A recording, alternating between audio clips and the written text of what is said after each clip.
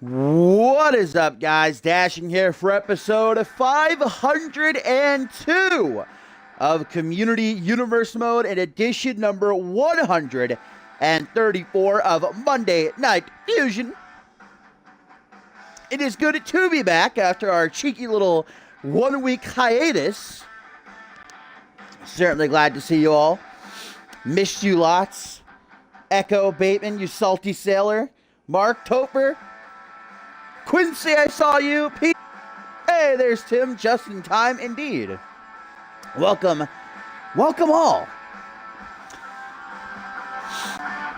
Returning from our little vacation, and now getting straight on the track to Ascendance 6, baby. We are just 3 weeks away. 3 more NGW, more genocide until the show of shows. As we kick off the fallout of Purgatory with a light heavyweight championship match and a first for CMV as we get the debut of, what does it say, James up there on the Titantron on the side. The Bunny! Making his CMV debut, ladies and gentlemen.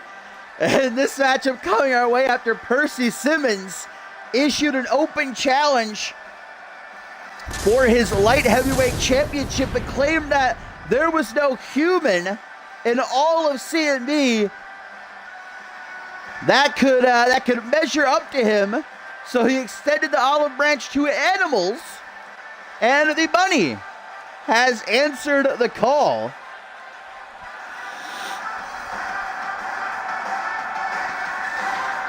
The light heavyweight championship will be on the line. The foundation of CMV could be, well, let's just say, shaken to its very core. But of course, Percy Simmons is the longest reigning CMV light heavyweight all time. Here, he will make it 5 defenses in his historic reign. Getting up there. The second most defenses of the light heavyweight championship in its history. Of course, the #1 spot held by Ryan Kent with 9 defenses. And that's not only the most for the light heavyweight title, but most for any championship in all of CMV. Well, we do now know that at Ascendant 6, if Percy Simmons retains his championship here against the Bunny, he will defend his title against 7 other men in a ladder match, about where he won't even have to be pinned or submitted for his reign to come to an end. Of course, it's the first man who will climb the ladder and unbuckle the belt as it hangs above the ring, who will walk out of the grandest stage of them all as champion.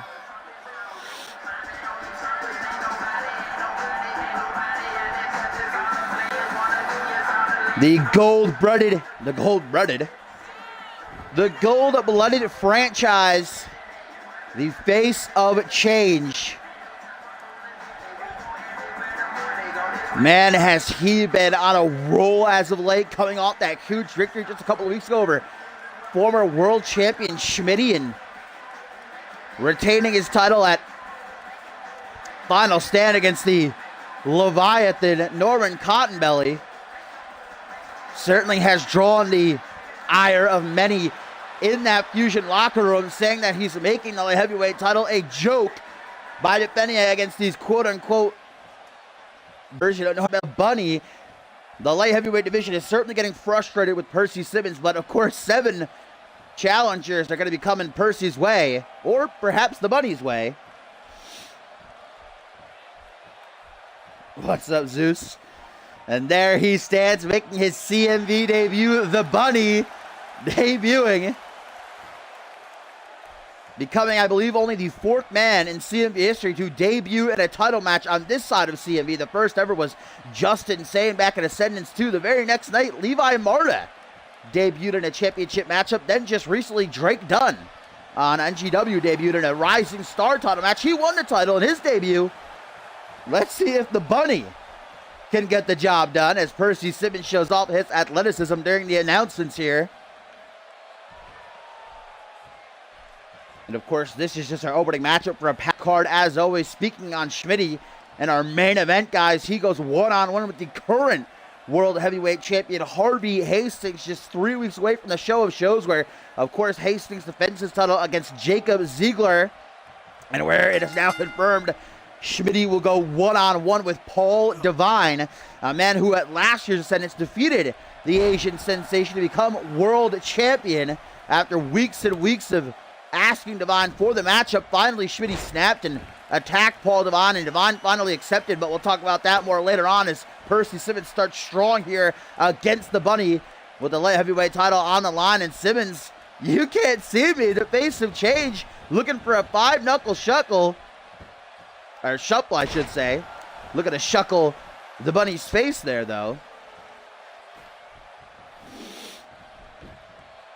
And a hook of the leg by our CMV light heavyweight champion. We also talked about Ryan Kent, the longest reigning light heavyweight, the most defenses in CMV history, period. And that came during his reign as light heavyweight champion. He is in action up next, going one-on-one with Paul Devine, and what should be a pretty awesome matchup. The Bunny with a Uranagi.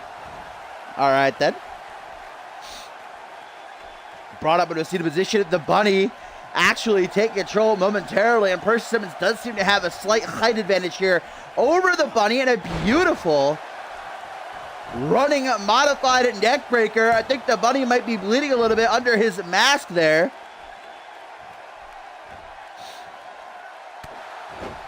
Now Percy Simmons going right on the attack like a shark smelling the blood of its prey. The Bunny gets lost in the woods. That is not good. Hook of the leg, that might be enough to do it. One. No, only a 1 count. The Bunny remains resilient here. And the champion now lining up his shot. We know exactly what he's going to try to do here to finish this one off and retain his light heavyweight title. That wheelbarrow bulldog. Well, don't know where you came from, buddy, but... Oh, what?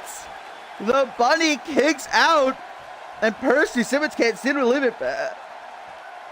We saw like the same thing happen back at Final Stand. Nobody gave Norman Cottonbelly a chance, and Cottonbelly for a little while actually was taking it to Simmons. Percy, though, remaining in control. Look at that beautiful agility. Moonsault into a tilt-a-whirl DDT. And even though the Bunny kicked out, Percy Simmons has not given him an inch. Now a reality check delivered, knee to the side of the head, into a neck breaker. Scoop slam, but the Bunny is staying alive. Are we looking at the biggest upset in CMV history? Oh my God! The Bunny! Wait a minute! Big punch! The Bunny into the pin! Wait a minute! 1, 2! Mamma mia! The Bunny nearly just became the new light heavyweight champion. That had my heart beating. Holy shit. And now look at the Bunny doing some press ups using Percy Simmons as like a prop. And Simmons with a dragon scree takes back control. Not gonna let this match get away from him again. Eat defeat for the Bunny. And the Bunny gets right back up. Jawbreaker, distance created.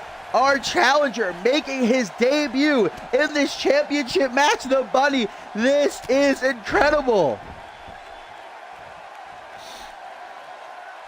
Brought up in a seated position, goes for a kick to the back, but Percy Simmons was out of the way. Enzu lariat by the light heavyweight champion, and now looks to seal the deal once and for all. Another wheelbarrow bulldog. The face of change hooks the leg. 1, 2, 3, and Percy Simmons, I'm sure himself was worried there for a second. But he is still our CMV light heavyweight champion. I don't think to the surprise of a whole lot of people. Well, now we know what this means. Percy Simmons will be defending his title in that 8-man ladder match at Ascendant 6 in 3 weeks. Shout out to the bunny, though.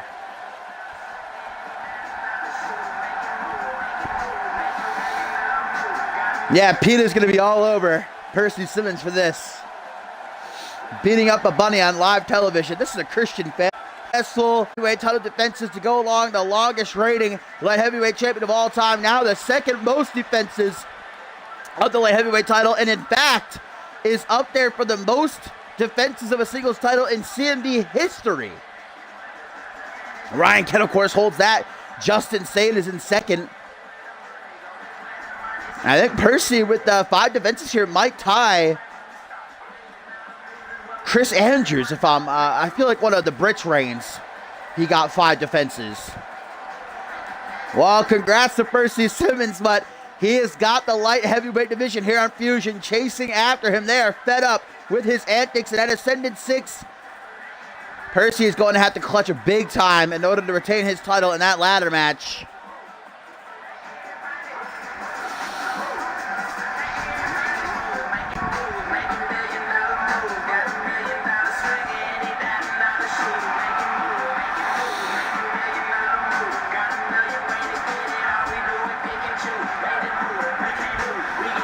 Percy Simmons, still the CMV light heavyweight champion, is as always taking his time celebrating.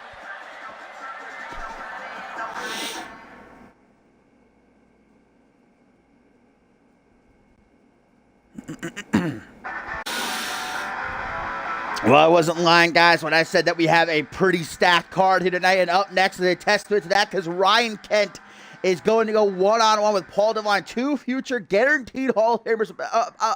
A pay-per-view, main event of a pay-per-view worthy matchup right here is what we are getting, the second matchup of the evening. And tonight we've also got in our co-main event a matchup that I am very excited to see. Matt Devious goes one-on-one with PJ Moon. And again, in our main event, world champion Harvey Hastings and Schmitty for the first time ever go one-on-one.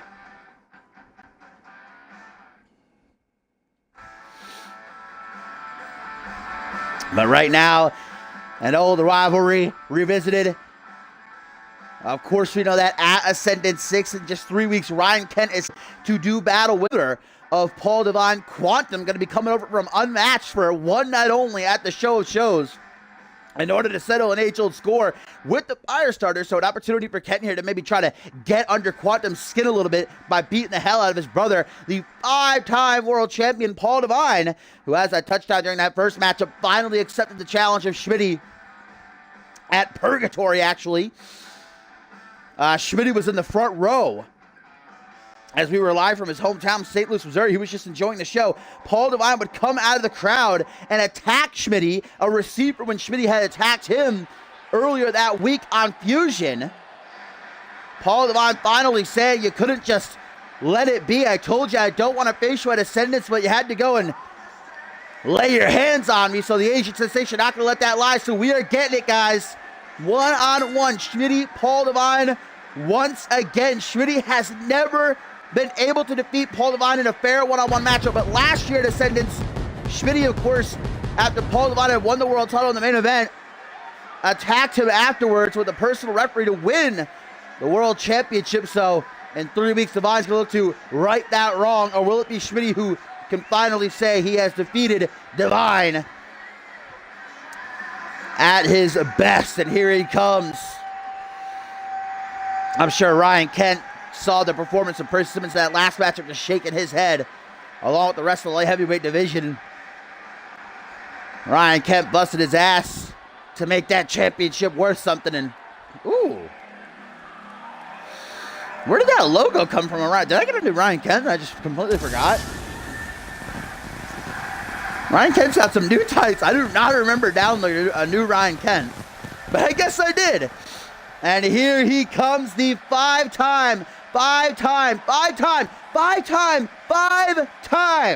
CMV World Champion, the Asian sensation, the man who puts the rising and rising sun, Japan's biggest export, Paul Devine.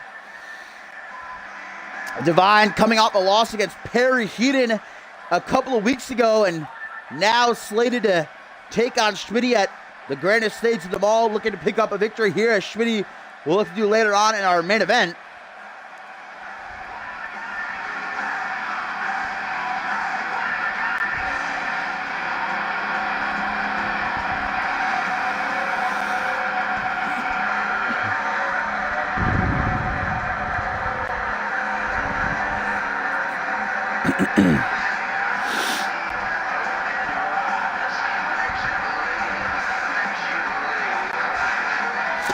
I don't know, let's calculate it, Topher.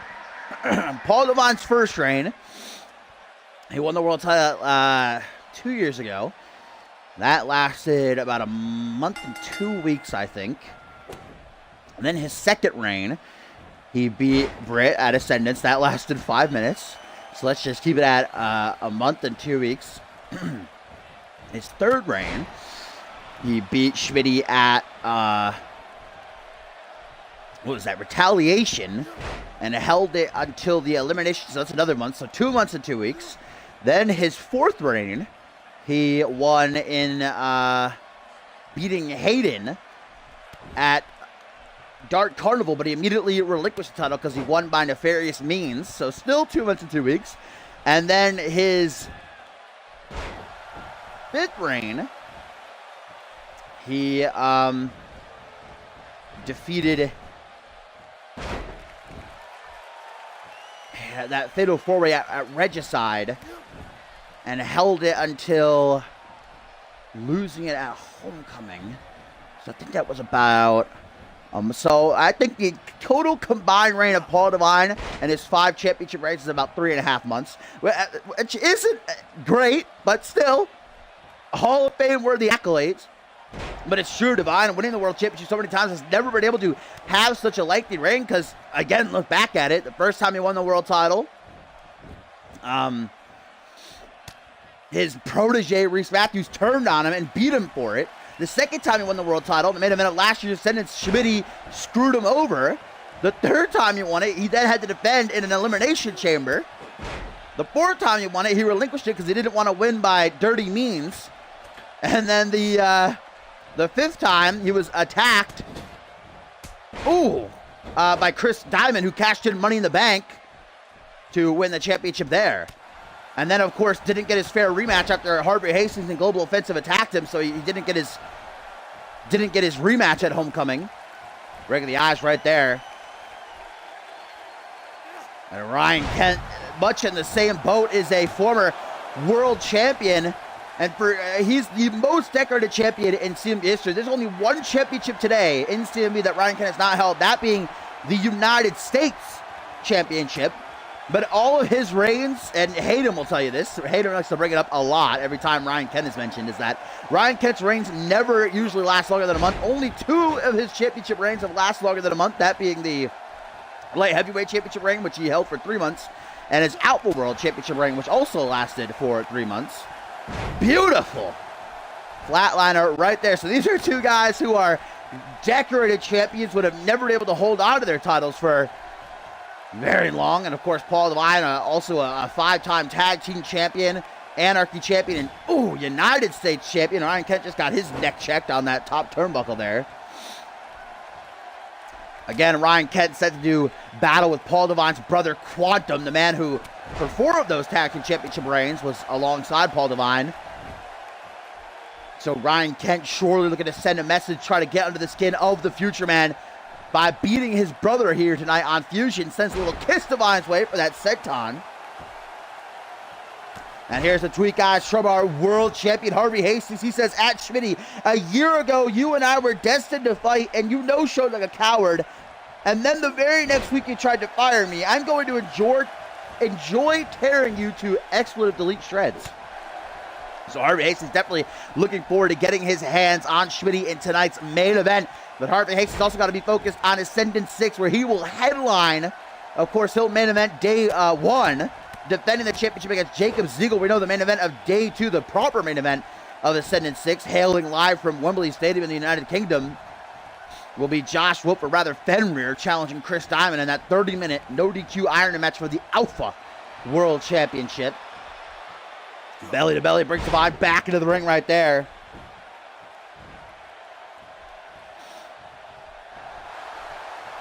Goes for a kick to the midsection, tripped up though. Paul Divine, nicely done, knows Ryan Kent very well. You dip even further into the history between these two. Ryan Kent, once upon a time, was a part of X-Gen and turned his back on them, striking out on his own, and that's the age-old score I was talking about between Kent and Quantum. Everybody in X-Gen has had a chance to get back at Ryan Kent.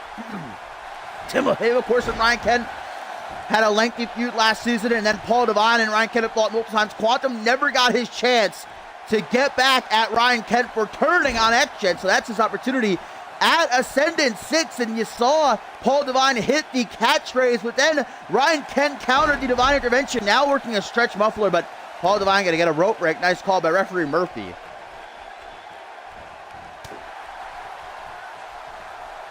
Hook to the jaw, and that's just a testament to how well these two men know each other, but this is a testament to how skilled Ryan Kent is.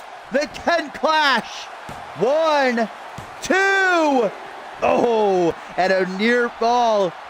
Doesn't get the job done though for Ryan Kent, who seems a bit shook about that fact.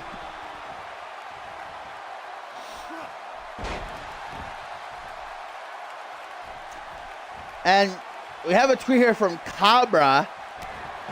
I believe this is El Valentino, who says, this is who Yuri entrusts as champion. This is almost as sad as Castle Fate firing Adam Valentine for no reason.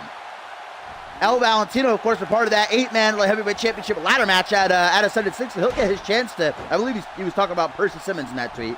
So he'll get his chance to take the title from Simmons at Ascendance. Interesting that he touched on Adam Valentine's firing, though. That was weird. Snapmare, though. And Divine grabbing a hold of Ryan Kent's arm, wrapping it around the throat. There you go. Ooh, look at this by Divine. I don't see this too often. A straitjacket forcing Ryan Kent to choke himself out. Two of the all-time greats tearing it up in the ring right now here on Monday Night Fusion, episode 134. And still so much to get to. Blue Thunder Bomb by Ryan Kent. And it has been a pretty awesome week here in CMV. Kick to the midsection, big old face breaker, vintage Ryan Kent, but he can't even get up himself. These two have poured it on each other. They are out of it.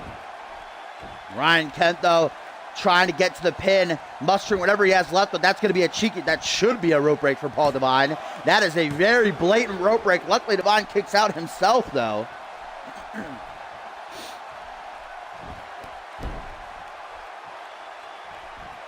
Ryan Kent now, guys, no wasted motion. Oh, Ryan Kent, I have not seen him hit that in a dog's age. End of a heartache by Ryan Kent. 1, 2. Oh, but it is not the end of Paul Divine in this match, and Kent's getting frustrated.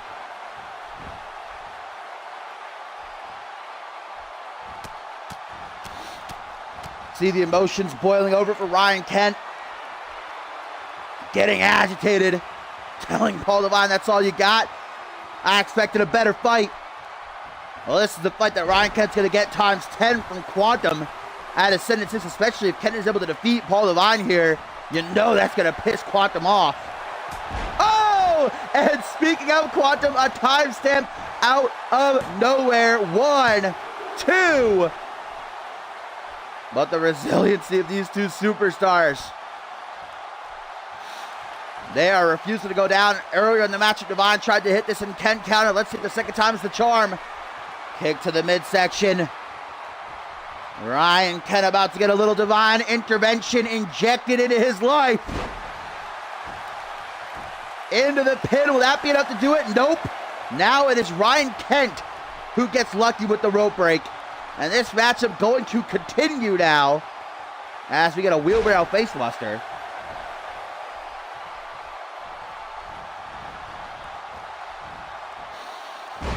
Pull back into a belly-to-belly suplex. As I said, main event of a pay-per-view worthy matchup here in our second bout of the evening for Monday Night Fusion. Both men have hit their big maneuvers, but it was not enough. Now we're getting a terminating spike from Ryan Kent.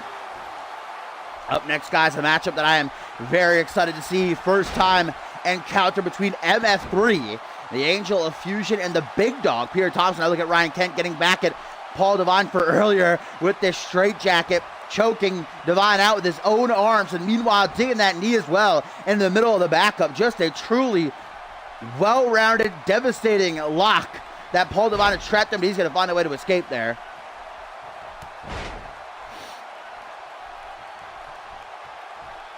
Paul Devine dragging Kent by arm and leg away from the ropes. Desperation pin, perhaps, by the Asian sensation, but it's only going to get him a 2 count.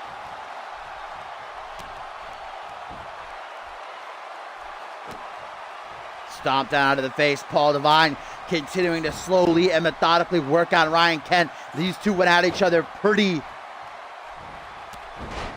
relentlessly at the start, and I think that they drained their energy, so now they're trying to conserve what they have left. Paul Devine with an Irish whip into the corner, slowly but surely approaches.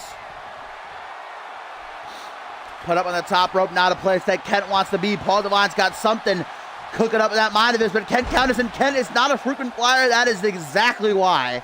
Completely missed that neck breaker attempt. And look at the shoulders are slumped. Both these guys.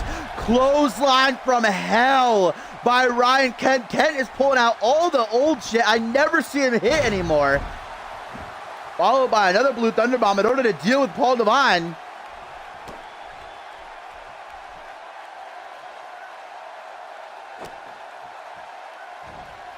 Well, Ryan Kent's got the upper hand right now, and it does not bode well for Paul Devine, who knows that. Counters the Irish whip. Ryan Kent's going to run right past it. They bump a little bit, and a spinning reverse STO.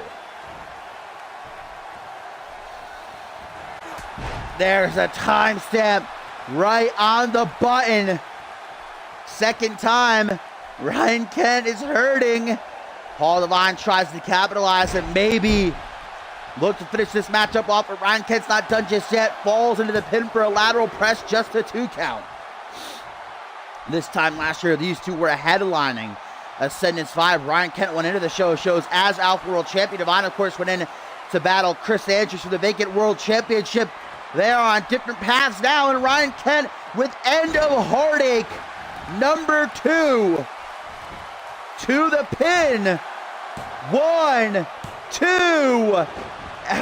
Oh my God, what is Ryan Kent going to have to do to deal with Paul Devine here? What is Paul Devine going to have to do to deal with Ryan Kent? Perhaps he has the answer. As soon as he has the opening, capitalizes on it. 24th punch right down the sights, baby. Thanks for coming, Ryan Kent. 1, 2, 3. You have got to be kidding me. Look at Paul Devine even going so far as to argue with referee Murphy here. He cannot believe that that was not a 3. Ryan Kent has now hit a Kent clash in 2 End of Heartaches, while Devine has hit a Divine Intervention, 2 Divine Interventions, and a 24th punch. They both missed the grapple, both discombobulated at this point. On his leg there, there's a circle with an R in it. That's new. It wasn't there before. Well, look at right now. Ryan Kent getting well acquainted with that top turnbuckle, busted wide open. Devine now is the one that's getting fed up. Kick to the midsection. Maybe it's not new. I just never noticed it. I mean, it does blend in with the tights pretty, it's pretty hard to see. Hook to the leg. 1, 2. Nope. 2 count only. Look at Devine, can barely stand, huffing and puffing. He's got nothing left. I honestly could not tell you what these two are working off of. Oh, and again, the single knee face triggered out is Devine, who is, but this is an Ascendance worthy match. My God. And to think these two are having dream matches in just 3 weeks' time against separate opponents. Ryan Kent against Quantum, Paul Devine against Schmitty. Maybe Paul Devine, Schmitty isn't such a dream match because we've seen it multiple times, but it's a matchup that a lot of people are looking forward to, including me. Schmitty is a very different man than he was 1 year ago, and I want to see if he has what it takes to properly defeat Paul Devine now, or if Devine is still the better man. Oh my God, knee to the midsection as Kent was propped up against the ropes. There might have cracked a rib, probably did. And Paul Devine now is getting brutal, guys. He's getting, getting straight to the point, no playing around. Doesn't care if he hurts Ryan Kent now. Punch to the back of the head, forearm smash to the lower back, forearm smash to the midsection now. Catchphrase. Never forget last year when Ryan Kent had a blue hair. That was quite the phase. Ryan Kent caught with a Michinoku driver, a vintage Divine match ender.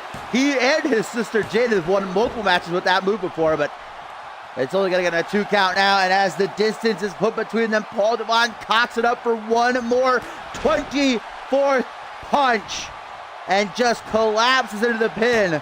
1, 2. You have got to be kidding me. What the fuck?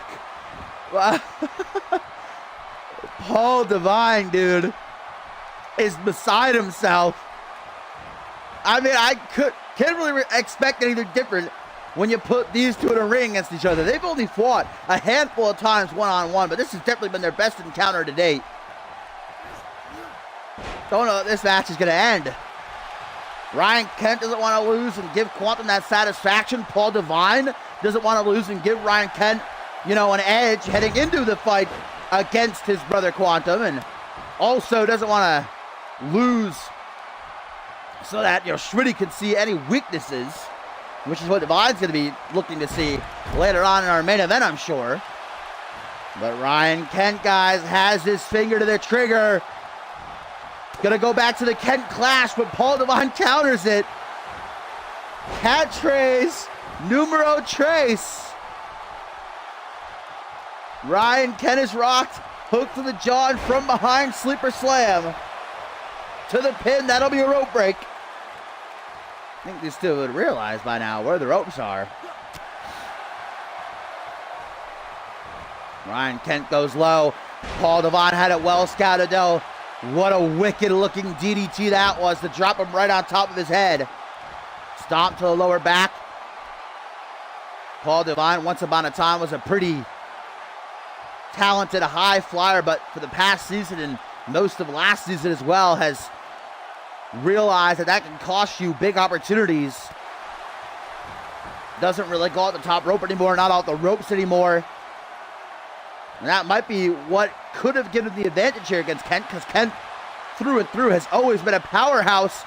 But the speed of Devine here, a third 24th punch combined with 2 Devine interventions. There's no way. 1, 2, 3, and Paul Devine finally gets the win.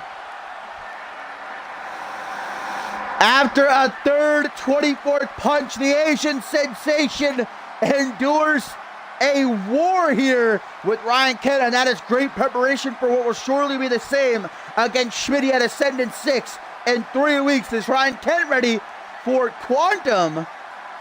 It seems like he is, even though he lost. I feel like he was in control for the better part of that match.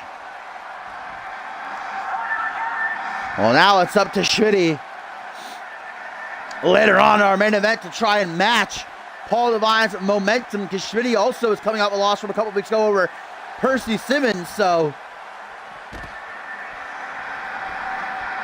and certainly it would be a huge win for the Game Changer to defeat our current world champion in Harvey Hastings.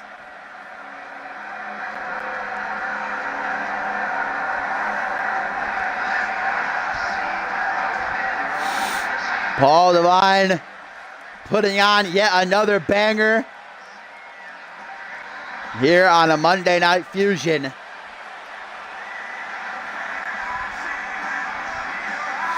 Paul Devine has got a pretty great record when it comes to Ascendance. Made his Ascendance debut at Ascendance 2 in a tag team turmoil. He and his brother Quantum retained the titles. Ascendance 3. He and his brother lost, actually, in challenging hashtag trending worldwide. Ascendance 4 here taking the Anarchy title against a member of Web. I don't remember which member of Web it was. And then last year, of course, in the main event, he won the world title, defeating Chris Andrews. So 3-1 is Paul Devine at the show. He was 1-0. I'm very excited for that matchup. Oh, I thought that MF3 Thompson was up next. I guess that's after this one. Well, here we go. Some singles action again coming away. I think every matchup tonight is actually a singles matchup. That's a change. Usually we got a couple tag matches over. But it is of Global Offensive, guys. The Aussie, former Rising Star champion, Nicholas Hemmerling, of course, with the Japanese bulldozer, Masao Yuma in his corner, taking on the former Alpha World champion, MLP, backed by United States champion Alistair Knox, the man he challenges for the title in 3 weeks. Last week's fusion, MLP was in the corner of Alistair Knox when Knox had defeated Masao Yuma. Afterwards, they actually shook hands, surprisingly enough. Respect between the two competitors going into their anticipated championship match. So now Knox is repaying the favor, if you will. Global Offensive are known for using their numbers game to overwhelm opponents and injure them. And we certainly wouldn't want either Pratt or Knox getting injured before 6.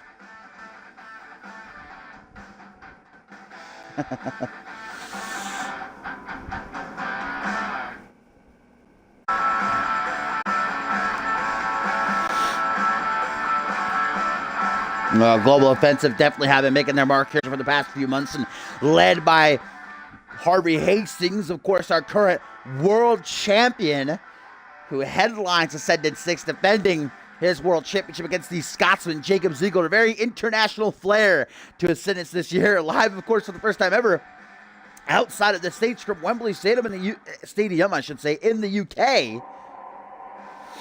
Only one American is in the headline for Ascendant 6. That being Josh Wolf, of course. Yes, new schedule this week. So tomorrow will be NGW. I'm not sure when. Probably going to be late around the time I started today, so probably around 5 or 6.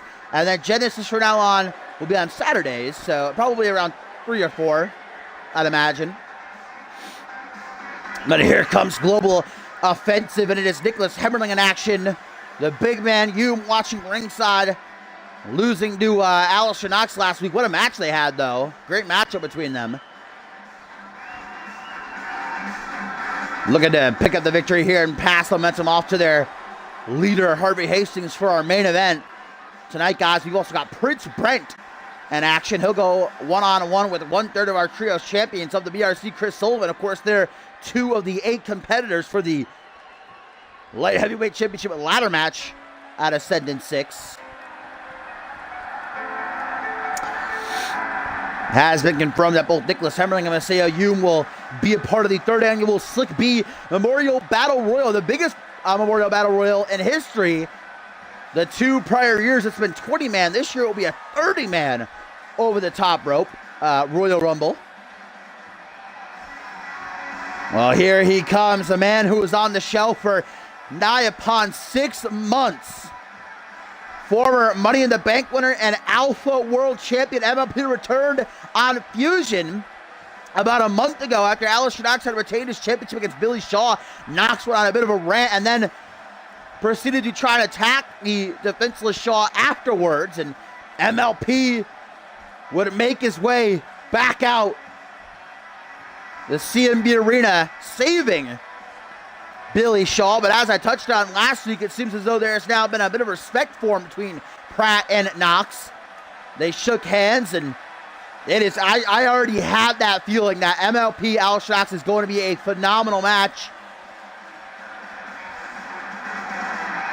The King of Flight and the Ominous One going to collide with MLP, be the man to finally take that championship from Knox. Knox has beaten virtually everyone on a Monday Night Fusion who's been put in front of him. What up, Dynamic? Hey, you just missed. Ryan Kent, Paul Devine, now our 3rd matchup of the evening, and here we go. Nicholas Hemmerling, MLP, 1-on-1. Start with a collar elbow tie-up. Nicholas Hemmerling gets the advantage only momentarily, though.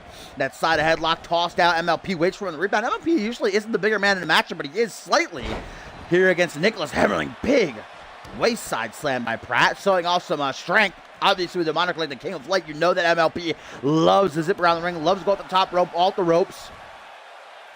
As high flyer as they come. I would have loved to see an Edge of Glory. We didn't get to, I believe we didn't see it. MLP made his in-ring return a couple of weeks ago, battling world champion Harvey Hastings in the main event. And MLP actually had Hastings beat multiple times, but it was thanks to Global Offensive ringside distracting him that he ended up succumbing to Hastings and tapping out to that Anaconda Vice the world champion wields.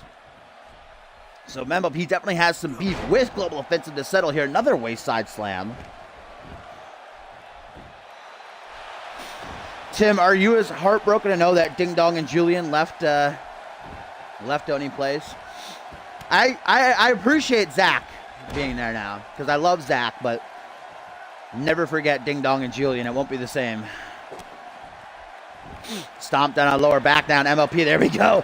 Not wasting too much time. Goes up to the top rope. Perched high. The King of Flight looks to take to the air. Oh, yes, please. What a phenomenal Hurricane Rana. But look at that. Maseo Hume playing devil's advocate ringside, distracting Pratt, allows Hemmerling to get back to his feet and capitalize. Irish whip. Pratt rebounds now, and Hemmerling waits for him on the rebound, but they just bump chests into a front headlock. Hemmerling has Pratt trapped, decides not to do anything with it, though. Kicks to the midsection. Oh, Nicholas Hemmerling going to show us that he's not afraid to take it to the air either. Whipping Pratt right across the ring with that arm drag. Knox continues to watch ringside, the longest reigning United States champion of all time. Will his reign of tyranny come crashing down in Ascendant 6 when MLP is put in front of him from the second turnbuckle, though, guys, and Nicholas Hemmerling with a massive drop kick. Guys, I'm going to bring this up now because why? I'll wait until after the matchup. I have an idea, but I feel like it'll take me a couple minutes to talk about, so wait for this matchup to be over. Nicholas Hemmerling targets now the legs of MLP. Obviously a very great strategy. If I was in Nicholas Hemmerling's shoes, I would definitely go after the legs of MLP. You take them out. He obviously can't use that speed, that agility that made him a former Alpha World Champion. A lot of power moves from Pratt that we haven't seen before, before his 6-month injury.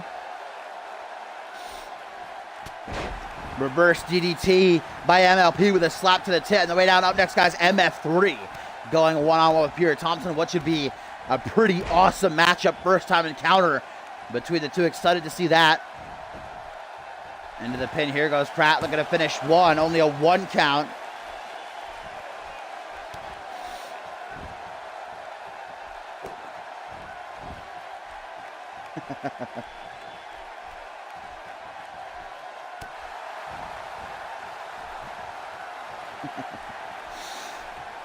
Nicholas Hemmerling maintaining control for the moment over Michael Lee Pratt as he drops him face first there across the top turnbuckle, then pulls him out for a sit-out alley-oop bomb. Hume giving him that support ringside, a kick to the chest.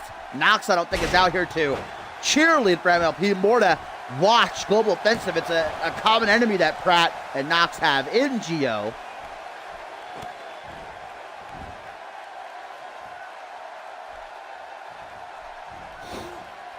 Thrown overhead, boot to the midsection. MLP gets launched with that monkey flip. Now tries for a kick to the back, but MLP moves right out of the way and a lifting reverse DDT. Sit out. Looking at pretty sex. And MLP's not done either. The King of Flight went for a clothesline. Nicholas Hemmerling caught it, though. Did not counter that. Inverted crush. And not even a 2 count. All right. Settle down, Nicholas Hemmerling. You can at least sell a little bit. MLP, though, doesn't mind, stays on the attack, but Hemmerling trying to battle his way back. Jawbreaker. Irish whip now into the corner. MLP is trapped. Hemmerling slowly but surely approaches, perhaps looking for that DDT from the top rope. Pratt does not want to get caught with that. Obviously did his homework. Overhand punch, kick to the midsection, instead delivered here to the Aussie. And that is exactly what makes Michael Lee Pratt one of the best. Hetzner's whip, the king of flight, goes to where he feels most comfortable. And Pratt, oh, 630 senton. How awesome was that? 1, 2, really? Nicholas Hemmerling kicking out of that 630 senton by MLP. Very close call, though. The ref was out of frame, so I didn't exactly get to see how close it was, but right back up. MLP has no quit in him. Stalking Nicholas Hemmerling, waiting for him to get up to his feet. What does MLP have planned here? Nothing pretty. Oh! Nicholas Hemmerling, what a counter into it. I think MLP was maybe going for like a cross body. Double axe handle again. Ducks the clothesline, rebounds, big leaping lariat. MLP looks for refuge in the corner, don't know that he's going to find it. Instead might get caught with that DDT from Nicholas Hemmerling. Tried it earlier, but MLP counter. Look at Hemmerling go. Right on top of the head. Hemmerling has defeated opponents with that maneuver before. Not going to go for the pin here on MLP, which is a mistake if you ask me, but a big kick to the back.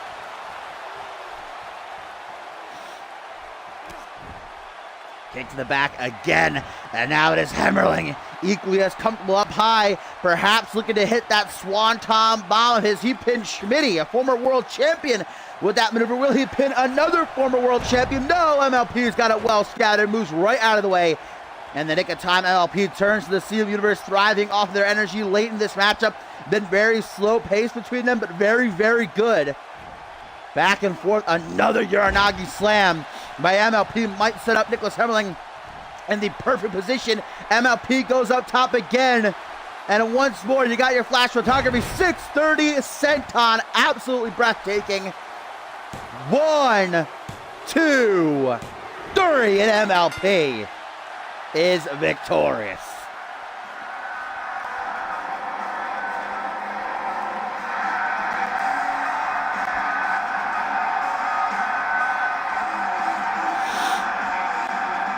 Yeah, Hemmerling pinned Schmitty in a handicap match. It was last month. Him and Masao Yoon beat Schmitty in a handicap. It was Hemmerling who pinned him after a swanton. Well, there was the first 630 senton, I do believe. But the downfall for Nicholas Hemmerling, he went for his swanton bomb right after hitting that DDT there. Oh, we're actually going to get a replay of it. Perfect. This is what ended up costing Hemmerling. Went for the swanton, and MLP moved right out of the way in the nick of time. Hit another 630. MLP is victorious, and he is ready for Alistair Knox. 3 weeks, I should say, at Ascendance 6 for the championship. Will MLP be the one to finally put down Alistair Knox?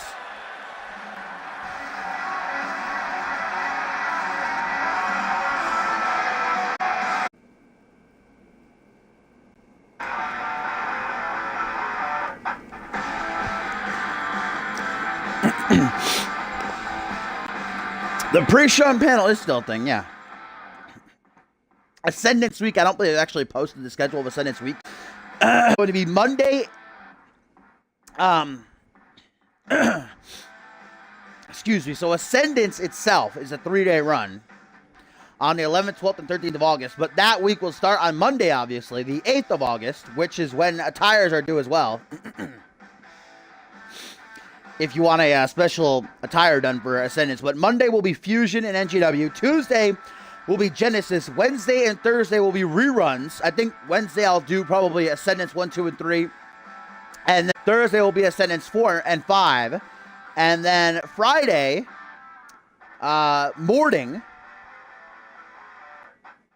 there will be an induction into the Hall of Fame on the website. And then Saturday will be the pre-show and panel. Sunday, day 1, and Monday, day 2, and then obviously a week break before continuing on with things. So that is Ascendance Weekend. It's pretty packed every single day. We're going to be getting something juicy. Speaking of something juicy, our fourth matchup of the night has a banger written all over it. MF3 set to go one-on-one with Pierre Thompson.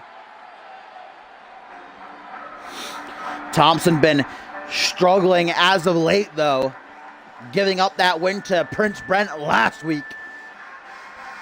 And Pierre actually, at the top of tonight's show, guys, came out here and delivered a pretty fiery challenge to Hayden. Pierre Thompson, for months and months and months, has kind of been intertwined with Hayden. You know, starting at Homecoming 3 with Team Fusion, which was led by Hayden. Pierre Thompson was a part of that team. And Hayden has certainly talked a fair amount of trash about Thompson. So Pierre got fed up, finally said, why don't you show up for once and take me on? But once again, himself and the fans were disappointed. Hayden indeed did not show up to accept the challenge. So now Thompson got to readjust his focus because he is in the ring with what has been christened by many as the next big thing. Maurice Fisher III, the Angel of Fusion, of course, is set to go one-on-one with the pretty boy Pitbull Perry Heaton at Ascendant 6. But earlier tonight, guys, a confrontation before the show started led MF3 to challenge Perry Heaton to a matchup next week, which Heaton himself stepped up to MF3 immediately and accepted. Afterwards, MF3 and his band of goons, Raquel Love and his personal assistant Kenneth, would launch an attack on Heenan. We talk all the time about the Mount Rushmore of the greatest in CMV who never held a world championship. And you got the likes of Jacob Ziegler, John Reed, Andrew Briggs, this man, Pierre Thompson, and more. I think if you were to, a month ago or 2 months ago, make a Mount Rushmore for Unmatched, MF3 would have been on it. But of course, now he's a part of Fusion. MF3, so many times when he was on Unmatched, got close to that main event scene, but could never win the big one. Looks to start anew as a part of CMV's flagship show. This is going to be a good matchup. Is Pierre Thompson focused enough, though, to handle MF3?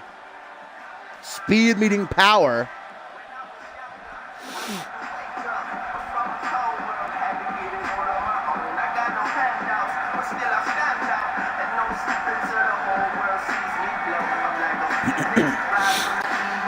Still to come tonight, guys.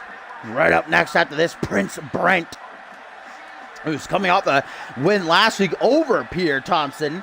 Going to be taking on Chris Sullivan of the BRC. And then we've got what should be a pretty spicy co-main event. Matt Devious and PJ Moon for the first time.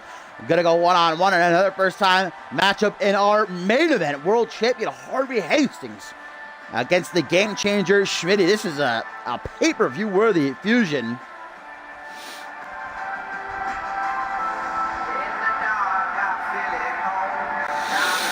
The big dog, though, Pierre Thompson, dangerous as ever, and MF3 would be wise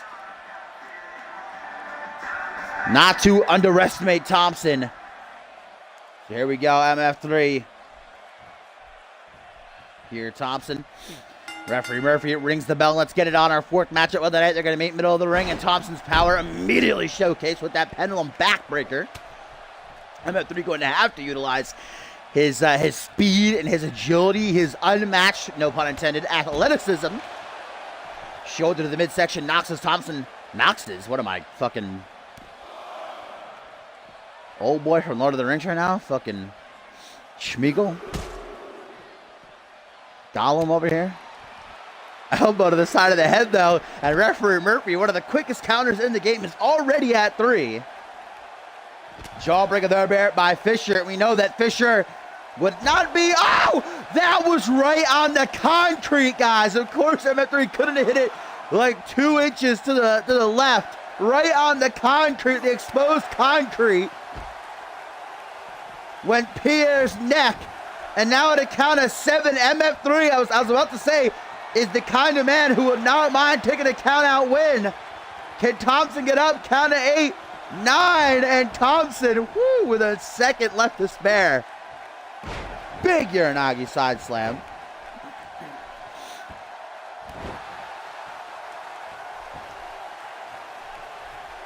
Perry Heenan taken to the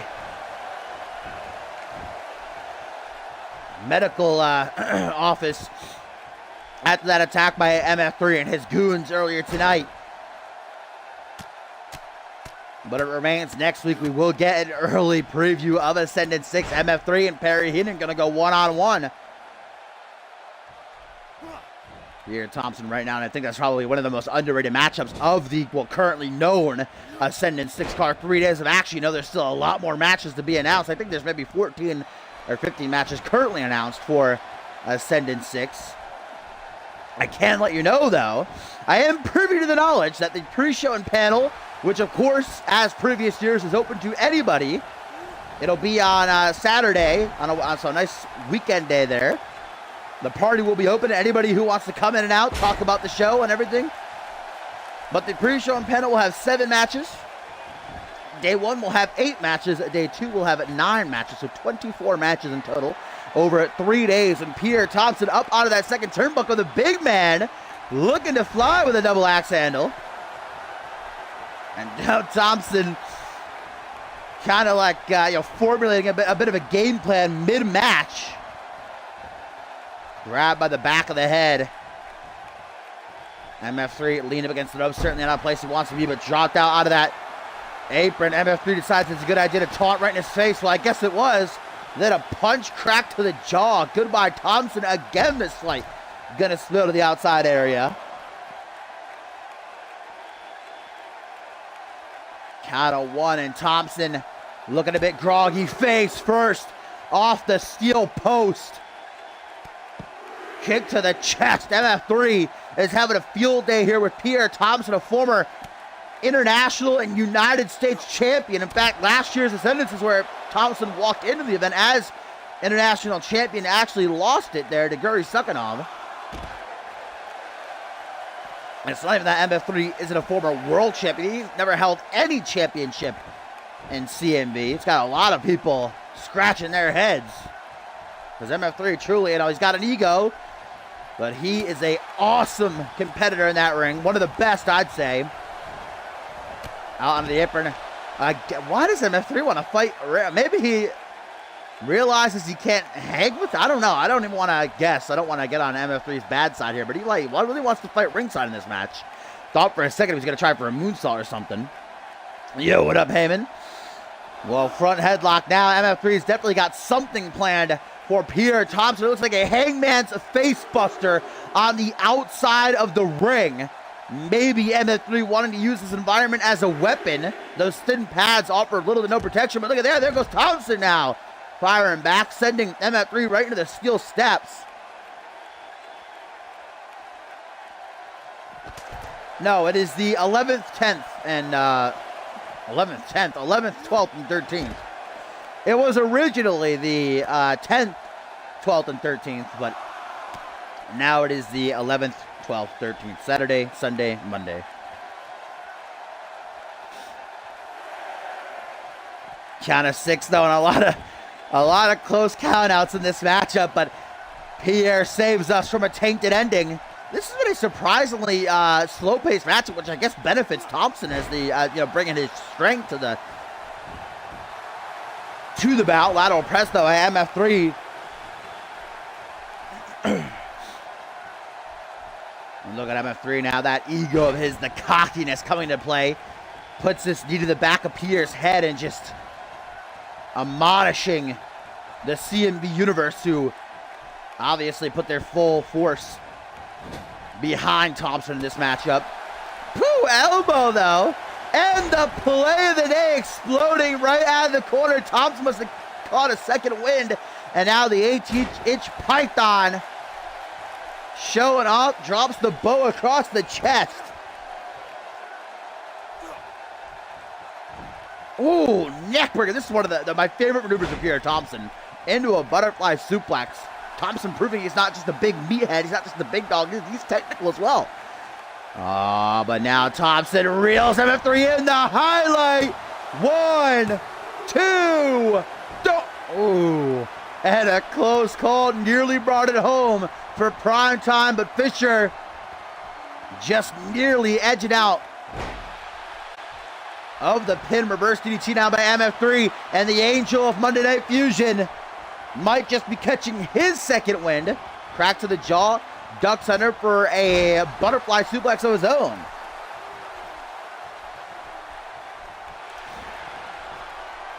Snap German suplex now by MF3 usually is a prelude to the axe kick of MF3. I always forget the name of. Something Angel. One-armed Angel, I feel like that's Omega Lee's finisher name, though. Action roll there by Pierre Thompson up against the ropes, and a nice... Oh, that was a knee. I thought it was setting up for an enziguri. That might be enough to do it. A knee right to the face. Lateral press to pin, but just a 2 count.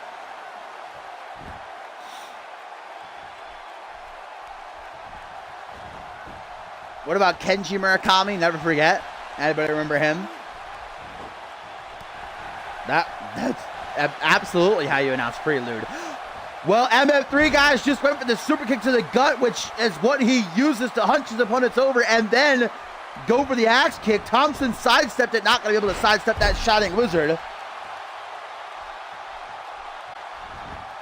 I believe there are only 2 people who have ever competed in CMV that have sadly passed away. The first being Scott Norrie, Hall of Famer, never forget. And the second being Slick B, who, of course, we honor at Ascendant 6 with the 3rd annual Slick B Memorial Battle Royale. 30 men, the biggest it's ever been. Past year's only been 20. Deep arm drag right there by MF3, just as Thompson was looking for his patented Superman punch. Lateral press, only a 2 count, though.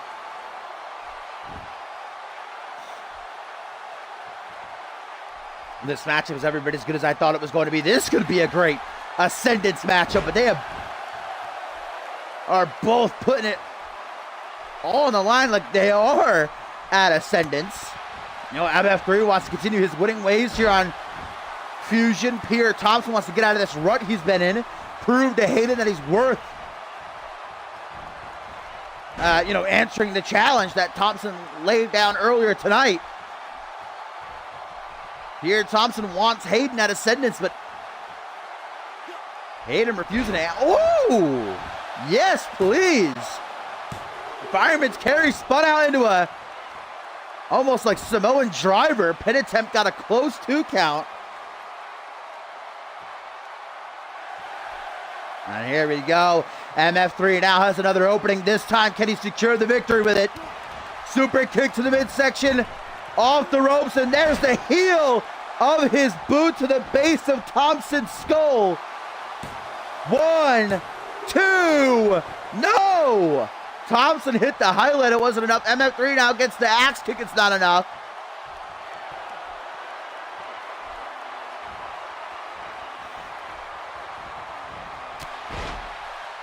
Well, Thompson can definitely feel this matchup slipping away from him, and he's trying to keep his head over the water, if you will. There we go.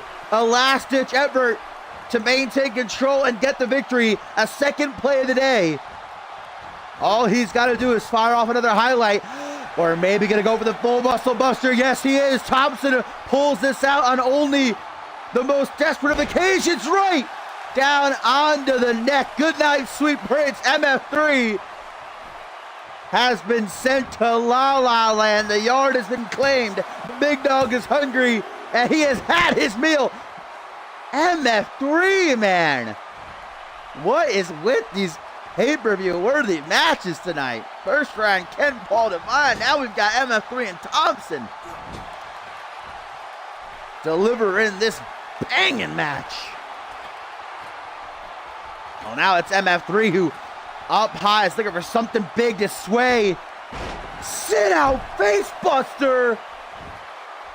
Holy cow. 1, 2. And it still only gets a 2 count. Well, now MF3 wants to deliver a reality check near to the side of the head and a neck breaker too. Maybe Thompson needs a reality check, but thinks Hayden is going to answer his challenge. Hayden thinks he's too big for anybody at this point in his career. Won't even show up on Fusion anymore. Only pay-per-views, only to get paid. Jawbreaker now thrown overhead with the fireman's carry. Pierre Thompson as oiled up as ever, baby. Watch out, referee Murphy. Put into the corner. Pierre Thompson makes his approach and turned about, getting a good look at that ass with an elbow to the side of the head. Deep arm drag takes Thompson down, tries to recuperate quickly, but MF3's right on top of him. Headbutt, rocking the big dog, but an Irish whip, I should say. They're going to put him back into the corner, and look at that, almost marking his territory. What a clothesline, squashing him through like a bug. There's another clothesline. And another clothesline, ducks the clothesline, jumping clothesline. Prime time, the train is rolling. Superman punch, MF3. Catching these hands and he can't let it keep up. There we go, catches the punch. Strike to the midsection, forearm smash caught. Throws him away, MF3 is busted open, didn't even realize. Oh yeah, out that elbow earlier. Now he's bleeding really bad like a stuck pig. And now Thompson, second time. Full muscle buster. Well, thanks for coming, MF3. But this is the big dog's yard. 1, 2.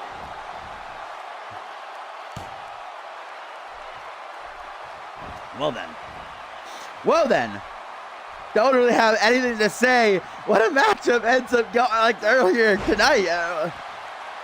Between Ryan Kent and Paul Devine, I just did not understand. It's like when you look at two guys going, like you don't get how they're doing it.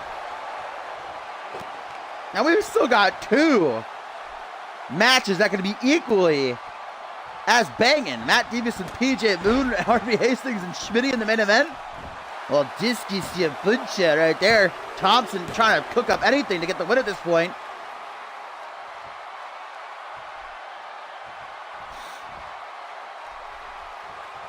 Man, MF3 is looking worse for wear right now. What the hell is... Woo! Widowmaker. Well, I don't think Thompson... Ooh. Well, we made a widow, but it did nearly... Just that was... well, a man can't really be made a widow. I don't know if Thompson's a married man. I don't know if his wife could be widowed. Woo! Nice little hero slam. You can see how Thompson, though, struggles to even stand after hitting that. He literally is running on fumes here. He has got nothing left. And MF3 just continues to kick out. He will not stay down. Punch up to the midsection. I appreciate this. Oh, axe kick again on the button. And MF3 scrambles to try to get to the pin in time. Of course, doesn't want to risk a rope break. Now realizing he's wasting too much time. 1, 2, 3. MF3. What a comeback for the Angel of Fusion.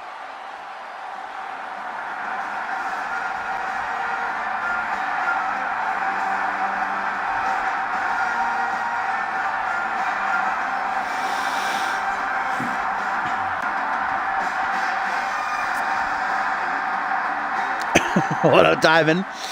Well, another awesome matchup as I thought it would be, but certainly not the ending I was expecting after Thompson was dominating for the last 10 minutes or so, but MF3 just would not stay down. Wait a minute! The pretty boy Pitbull! He ain't done yet! Clothesline to MF3, catches him off guard earlier tonight. MF3 and his goons, Raquel Love and Kenneth, attacked Perry Heaton. I thought Heaton had left. But the pretty boy Pitbull giving us a preview of what happens next week when these two go one-on-one, which in and of itself is a preview of Ascendant 6. Perry Heaton with his vintage torture rack neck breaker, but I don't think he's done. The pretty boy Pitbull. MF3 already looking like he just went through the grinder. Rake in the eyes. And MF3 might have the last laugh. Kick to the gut. And woo! What a reversal. Look how well these two know each other in this short amount of time. They've been at each other's throats, and going right after that open wound, Perry Heaton lays out MF3, bloody in the ring. And now, with a Coney Island Cyclone, well, Tim is back, so it's only right. Perry Heaton is the last man standing tonight. Will he be next week when these two go 1-0?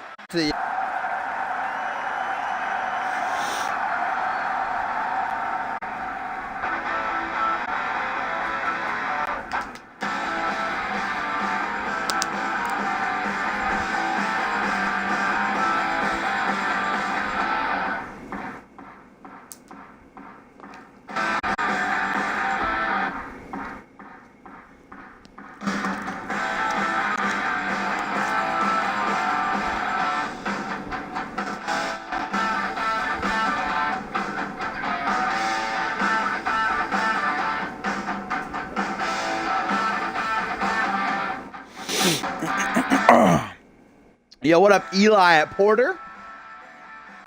What's up, my man? Pretty well. Glad you're enjoying the show. We are now into our tertiary main events. Still to come, Matt Devious and PJ Mundu battle. And in our main event, another first-time encounter as world champion Harvey Hastings is going to go one-on-one.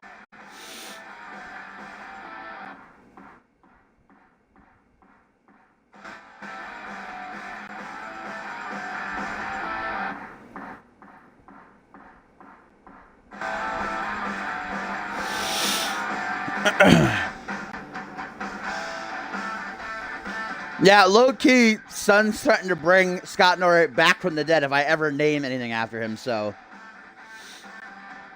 It was going to be. I was gonna name the X-Gen Classic, was originally going to be the Scott Norrie Classic. But Son's ain't about that life. Anyway, let's be honest. Scott Norrie, former world champion, Hall of Famer, okay. Slick B, the greatest of all time. Yeah, whose life is more worth honoring? Let's be honest here. Come on.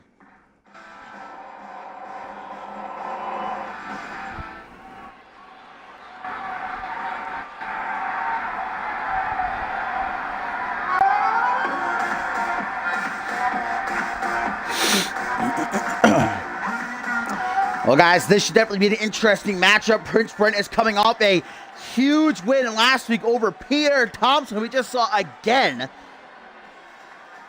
suffer a loss. But Prince Brent and his opponent here in this matchup, Chris Sullivan, 2 of the 8 participants of that light heavyweight championship ladder match. And 3 weeks time at Ascendant 6. Of course, at the top of the show, we saw Percy Simmons retain his light heavyweight title against the Bunny. Now just battling for momentum, and Prince Brent, who's always down to have a good time, but is also nothing to be taken lightly in the ring. This is a dangerous man who has only been defeated once since debuting in CMV. Wields a deadly submission, a modified Rings of Saturn.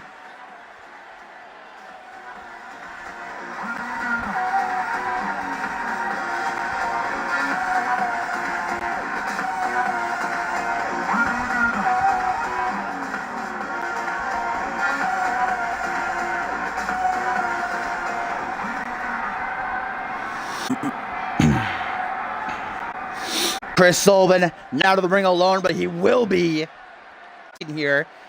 Boys, JT Fury is always watching his back.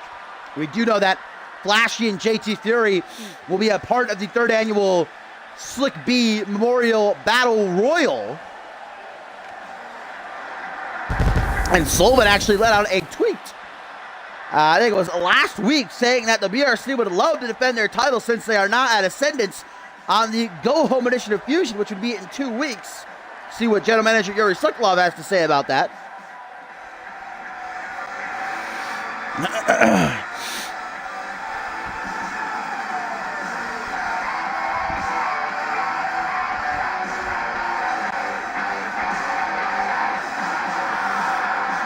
Flashy leads the charge, the inaugural and now two-time CMV Trios champions.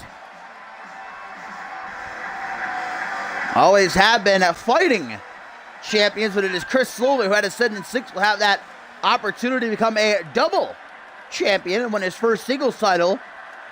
Man, a ladder match is really anybody's ballgame, especially when it's an 8-man ladder match.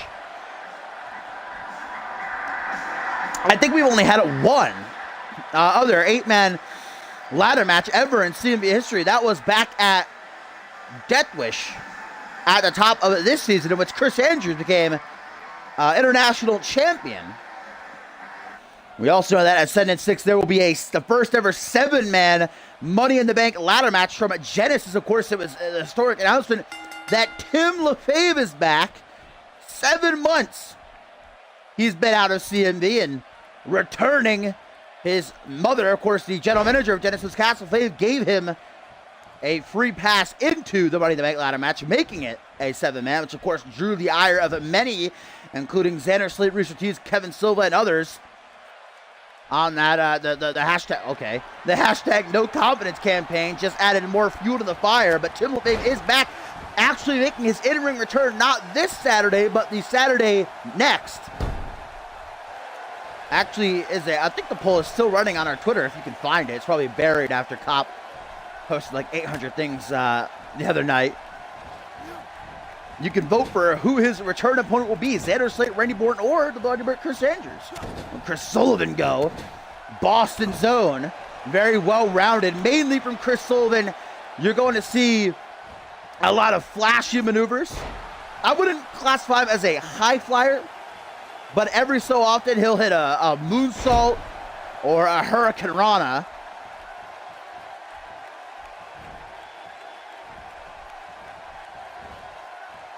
Nice right there. Back suplex by Prince Brent, the party boy.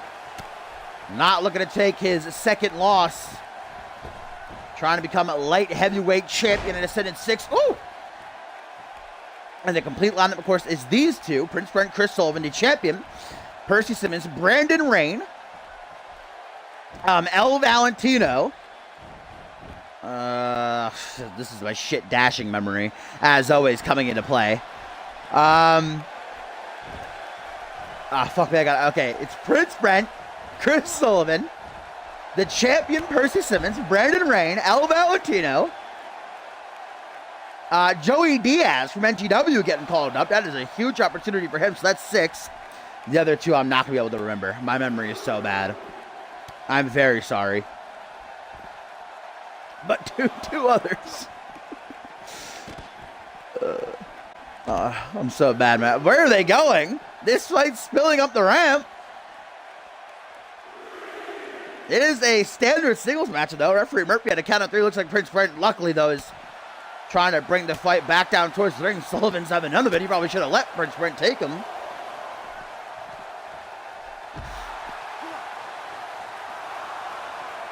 Huh?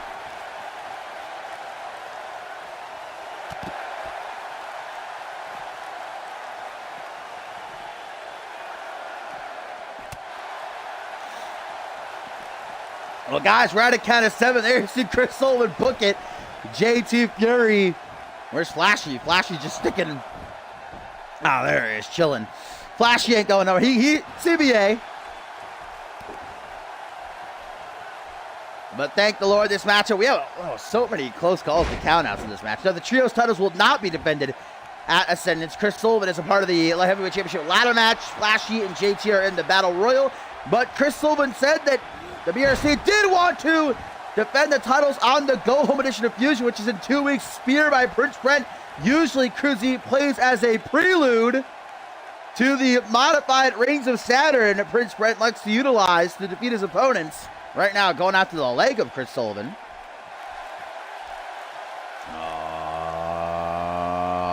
Lining up the shot. Here we go. Caught, though, by Boston Zone. Not going down so easy. And now it is slowly reeling it back in. Whatever he went for, well scouted by Brent. Excuse me, a little bit of a, I don't even know what that was. Package pile driver. Straight down onto the Chrome Dome and shuffling the feet. Prince Brent to the corner. Again, this is close range. Jeez Louise. Don't think there was much impact behind that, but cuts Chris Sullivan down. Does its job. And Brent again, which I think is one of the reasons he's so dangerous, does not waste any time. There we go, the sunset flip, and Sullivan caught up in the modified Rings of Saturn. Can Sullivan find a way to escape, or will he be forced to submit? And there's the tap. Prince Brent victorious yet again.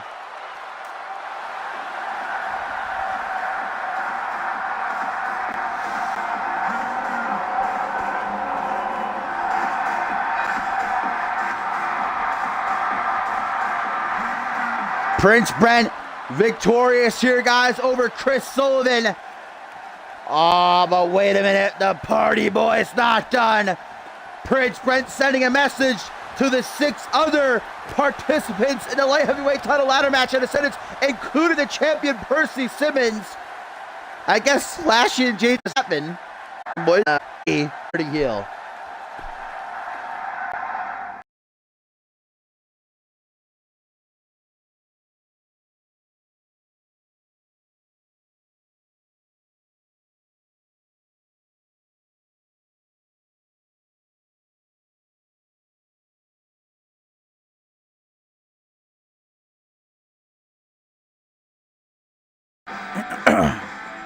Let me pop, because that was going to kill me. I need to know right now who the 2 others I'm missing are.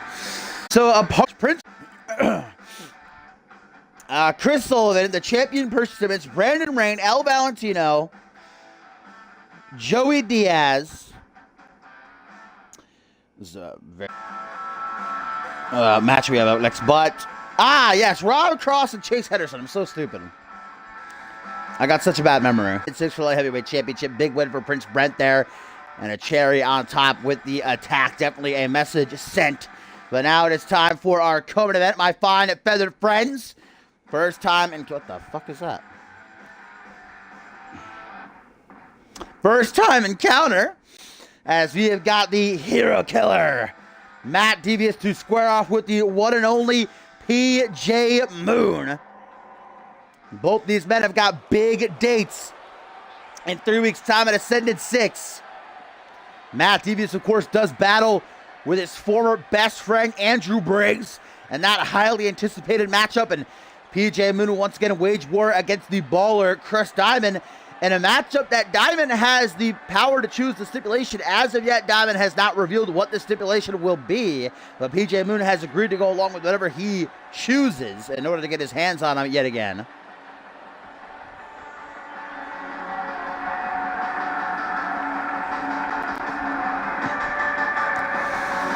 Matt Devious, a former Money in the Bank winner, light heavyweight champion, but has been the, if you will, supervillain to many in the CM universe these past few months. What seemed to be such a strong friendship between he and Andrew Briggs came crashing down when Devious returned from, I think, 2.5 months he was out of action. Cracking a steel chair over Andrew's head, claiming that Briggs has held Devious down for long enough. And in the months that followed, Devious has played mind games with Andrew Briggs that have torn him apart. And we've seen the effects of these past few weeks, and especially back in Final Stand was perhaps where it was most prominent. Andrew Briggs was actually on the verge of defeating Hayden, but suddenly just cracked and left the match, giving Hayden the count-out victory.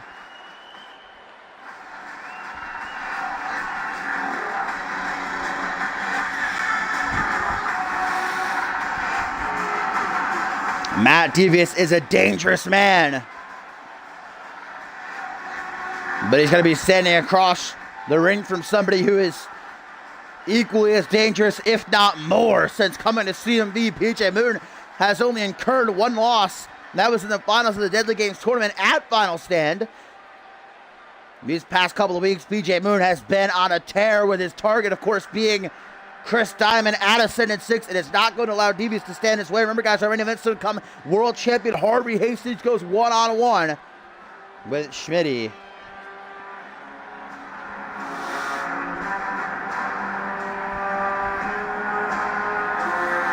Both these guys coming out of their respective locker rooms in the back. For some reason, this has got a big fight feel.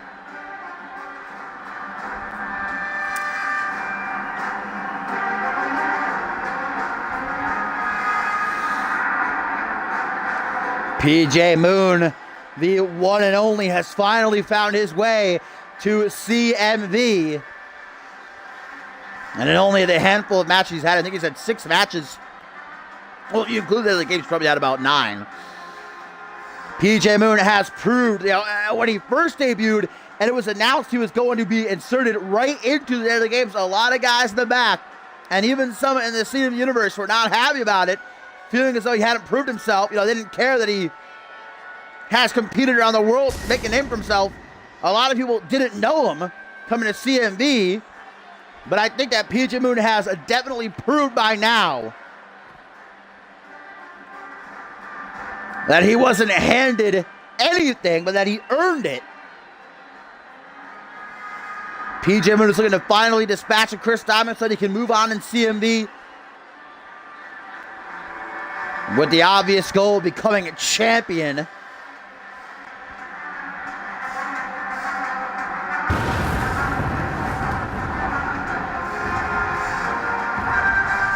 The fight to see who is the most edgy.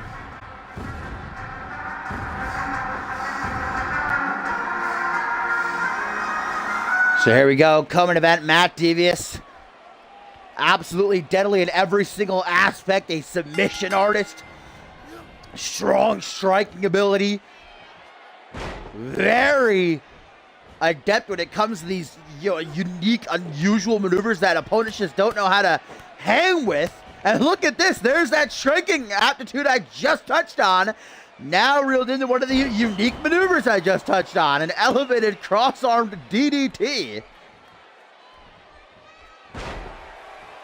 PJ Moon going to try to match up with the hero killer here. Trips him up now. Brings him up onto one knee. Punch to the top of the head. But Devious fires right back with a blow to the gut.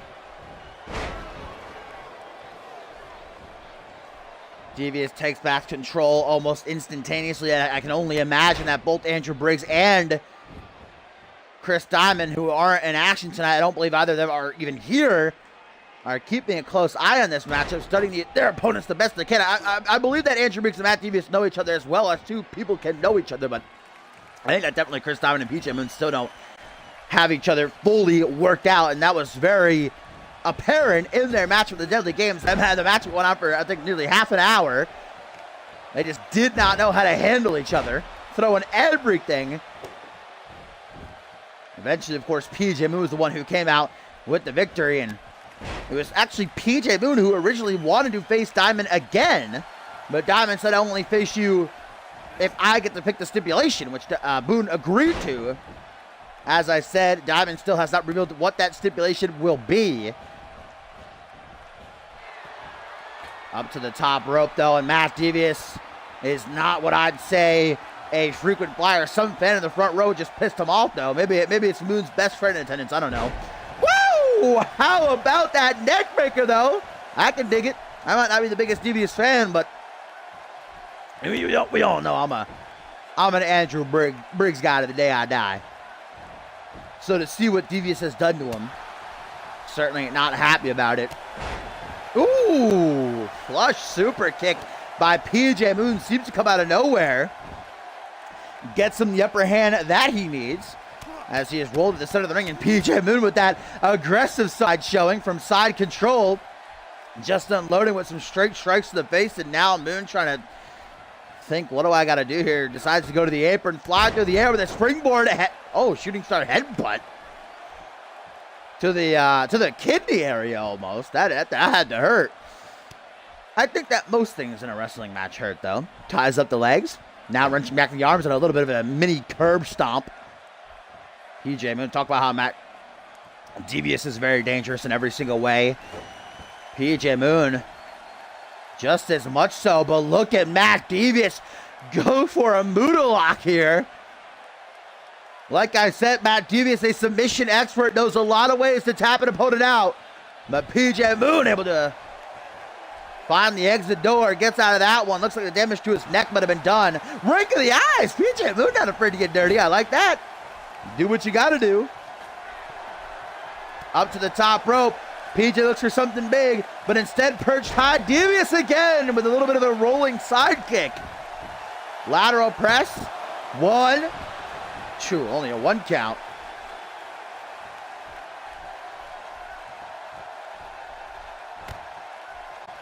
Kick up to the thigh of PJ Moon, and Matt Devious is not done either from the electric chair into a half Nelson driver.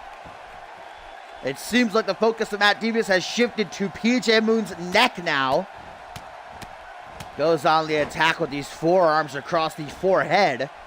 PJ Moon desperately tries to get back up to his feet. Closes in, but not quick enough.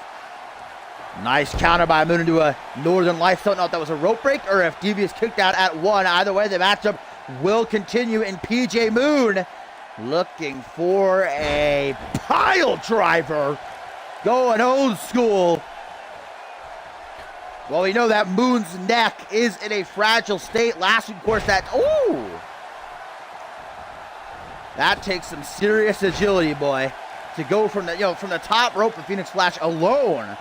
It's pretty incredible. So the second turnbuckle even more so. But I'm about to touch on last week. Tag team matchup saw Chris Diamond and MF3 take on the team of Perry Keaton and PJ Moon. And in that matchup, Diamond, if I remember correctly, 4 break your neck foundation. So Matt Devious obviously watched that match, went over the tapes, knows that PJ Moon's neck is not in a good way as he hit that fisherman's cradle DDT. And now it's Devious who counters into a Northern Light suplex. Bridge to pin, only gets a 2 count, but now Devious goes to the corner, guys. That knee is jerking. Devious down the sights with the knee to the side of the head. The lights have been turned out for PJ Moon. Devious kind of hesitating to go for the pin. 1, 2. Oh boy. 2 count only. Matt Devious not happy about that fact, but can't waste too much time crying over spilled milk. Continues the attack while he's got the upper hand, but PJ Moon has taken it with a, don't know what PJ was thinking there. Had that opportunity to capitalize and completely threw it away.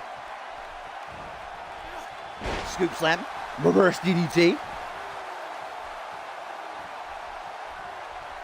Moon trying to find a way to insert himself back into this co-main event matchup here for Fusion number 134. Matt Devious and Moon, and for the most part, Devious has been in firm control. Trio ball positioning allows the blood to rush to the head here of Moon, but Moon does not look to stick around for very long. And there's that high knee clipping Devious right up under the chin. PJ Moon takes a moment, deep breath, regains some energy, puts some gas back in the tank. Now tries for a pin, far too late though, only a 1 count. PJ Moon seems to be surprised by that. Don't know why he would be. Action roll by Devious. So quick, the former light heavyweight champion. You can't take your eyes off him for even a moment. Punch to the side of the head, attempted to get a knee to the gut.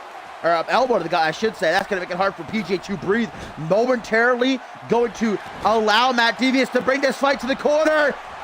And there's the homage to Andrew Briggs, the Shining Wizard clothesline combination. Close at the Triple B better than Briggs. Well, PJ doesn't look to stay down for very long after it. From watching PJ Moon's matches so far here in CMV, loves his DDTs, but he might love this even more. Going to the corner, tuning up the man, looking for the chaos kick, but Matt Devious sidesteps it. Devious waits for him, closes in, tries for a grapple, knee to the gut. Even though Moon missed the chaos kick, able to maintain control. Back suplex, kip up into a figure 4 head scissors. And this is a hold that Devious does not want to stay locked into for very long. Could easily pass out and a snap of a finger. Headbutt attempt now by Moon. Elbow to the face. Devious with a bicycle knee strike. These two at the knees, man. That'll be a rope break. That'll be a rope break from PJ Moon right there. Lucky ring placement for Moon. If not for the rope break, Matt Devious might have been victorious there. And trip up, Moon trying to hammer away with some rights, but Matt Devious does a very good job of protecting himself. Grabbing Devious by his hair, gets an arm drag. Matt Devious is not allowing PJ Moon to find an edge in this matchup, staying on him, and I think that's what you have to do against someone like PJ Moon, who's so high energy. Just don't let him get going. Obviously, easier said than done, but Matt Devious is doing a very good job of it so far as he again looks for the triple B, the better than Briggs.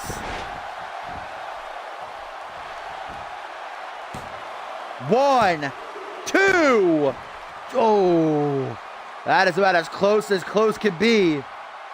Why is it the triple B, by the way? I must be saying it wrong. It must not be better than Briggs. Unless it's the BTB. And you see Matt Devious almost marking his territory as now out of the corner again. PJ Moon unaware of the knee. Yes! Drop toe hold by Moon. And I think Devious just knocked himself out. Moon could have very well gone for the pin there. But instead, again, tunes up the man for the chaos kick that this time connects flush. M does not go for the pin. Okay, PJ. Okay. Interesting choice. Well, now Matt Devious has him giving a second chance. But I must down onto the knee. Haven't seen one of those in a long time. Ooh, give me flashbacks of 2K15. Lateral press. PJ Moon letting a huge opportunity to win this matchup pass him by. Now it's an opportunity that Matt Devious is looking to capitalize on. Guys, we still have our main event to come. World Champion Harvey Hastings one-on-one with the game changer Schmitty. This pay-per-view worthy Monday Night Fusion in the throes of this co-main event where Matt Devious has been, well, suffice to say, dominating PJ Moon. Moon not staying down, certainly not giving up the fight, but it's only going to be a matter of time if Moon can't figure out a way to combat Devious. Tree of woe position. See how tired Devious is, though. Again, Moon counters it out of the tree of woe. Seems like he's got that down patch. Now a catchphrase out of the corner, just collapsing into a lateral press. 1, 2, but a 2 count only is produced for Moon. Moon rebounds off the ropes, building a bit of head full of steam for a double axe to the booty. Right to the derriere. The old asshole. Jumping cutter attempted, but Devious knows every play in the book. Boot to the side of the head, stamping him with authority. PJ Moon lost the woods, don't know that he can find his way out. 1, 2, only a 2 count. Stomp to the lower back. Matt Devious again gonna scale that second turnbuckle. Sends a kiss out to the CMV universe. I don't think anyone's gonna be sending one back. Certainly not PJ Moon, but he did get taken down with that picture perfect blockbuster. Nice trip up. PJ Moon going for that jumping knee, even though Devious sidestepped it. You see Moon, how quick he is, turns right around for that cheeky jab. Face first off the top turnbuckle, man. This is almost hard to watch. Moon cannot find a way to combat Devious here. He's tried everything. Devious just will not let him get the upper hand. Look at that seatbelt suplex now. Devious is even pulling out moves I've never seen him hit before in order to try to fight PJ Moon. Bleeding from that gash on his forehead. Another roar. And again, this time at close range. This is going to be hard for Moon to counter. Boom! Knee to the temple, and the hero killer may have just slayed yet another hero. No rope break this time. 1, 2. What is going on? I think Samuel Boone might have left a a case of Boone juice in the back tonight, because nobody wants to stay down. Now Moon is busted up with these headbutts. And I think that might energize him. That might be like a, just as I say that, around every single quarter, man. Every time Moon gets some breathing room, tries to launch an attack, Devious just says, no way. Now look at these knees to the temple. Devastating knees that just might be the final nail in the coffin. Oh God, I love you. That's all that matters. Devious, now it's him who goes for a jump. Oh! Talk about your knees to the face. And another one. And now Devious is bleeding like a stuck pig, donning the proverbial crimson mask. Kick out DDT, that'll be a rope break. There we go, Moon finally stringing some offense together. Finally starting to build a case against Devious. Another pile driver. And to the corner. Hopefully this time Moon actually goes for the pin if he hits it. The chaos kick. And there we go. 1, 2. Batman, how do you feel about that kick out? Oh, but Moon. Look at him. Barely able to stand in the corner like, bring it on, bitch. I can go all night. Kicks to the face again, one after the other. Up to the second turnbuckle, you see Moon. Now in control, now has the driver's seat, can't let it slip away. But there you go. Missile dropkick attempted. Well, Devious isn't trying to close in, though. Drops down. Reverse DDT. Matt Devious.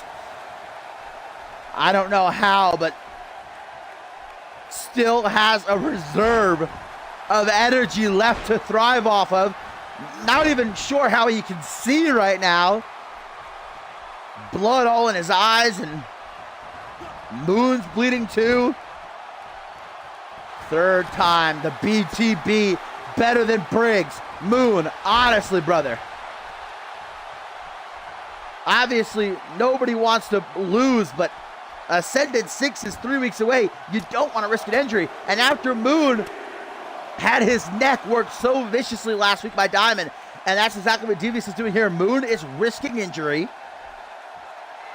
Devious, the third time, as they say, is the charm. Moon is completely out of it. Close range, just a straight knee. Right to the face. There's no way. Uno, dos, tres. Matt Devious has defeated PJ Moon. In a match of the year contender, we got to see firsthand the heart that PJ Moon possesses, but we also saw that he's not indestructible. This is the first time that PJ Moon has been pinned in CMV. In the Deadly Games tournament, he lost the finals in a last man standing match. Devious exposes a chink in the armor of PJ Moon that surely Chris Diamond will look to capitalize on, and I think that chink might be PJ Moon's neck.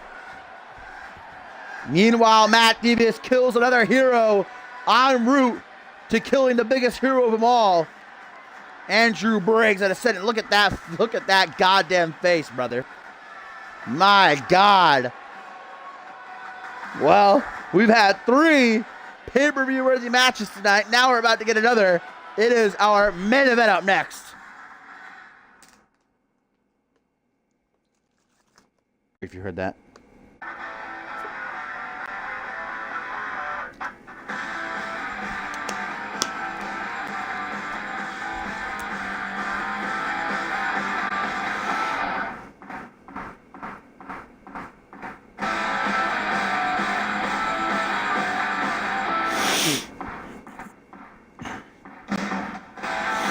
And a tweet here, guys. Add insult to injury. Devious says, make it 1-0. Annoying bitch. Or 0-2? What?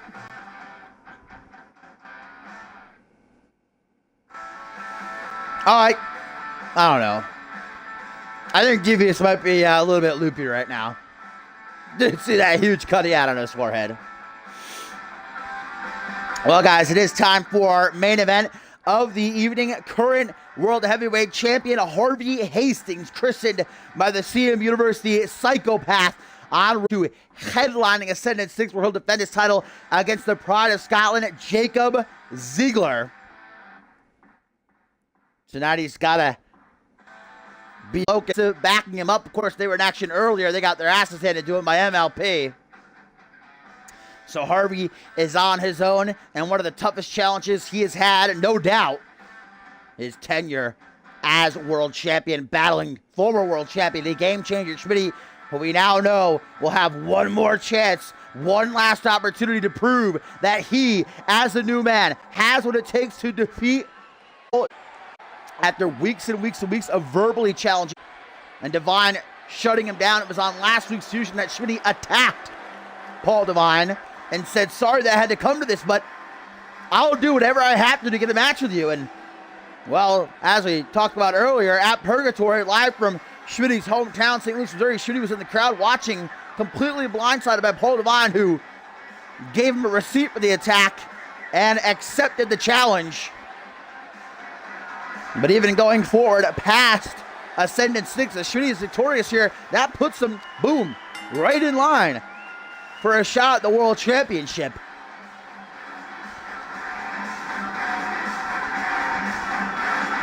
Harvey Hastings, the king of the cruiserweights, proving that it doesn't matter where you're from, what you look like, how much you weigh, not even what kind of attitude you have. You can be at the top. You can be the man, the face that runs the place, the champ that runs the camp, if you have the ability, and Harvey Hastings has the ability.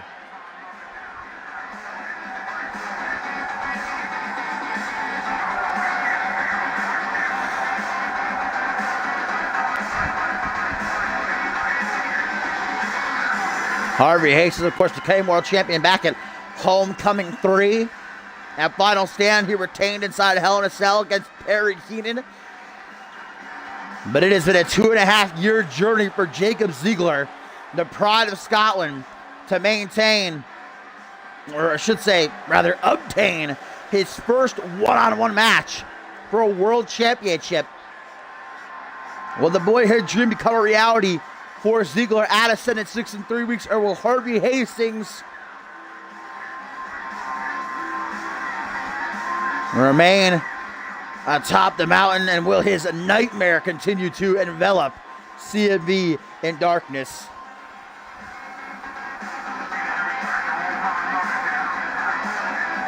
That'll be at Sacrifice Hellish, so that'll be on the next game. That'll be on 2K19.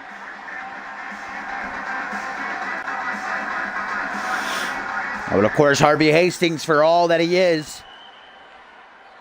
has got quite the challenge lined up in front of him right here tonight in our main event of Fusion number 134, a former world champion along with his plethora of other accolades. The game changer, the greatest wrestler on the planet today, knows that he can't, even all that's going on with Paul Divine, his ultimate goal is to become world champion once again. And a victory here will park him first in line post-Ascendance.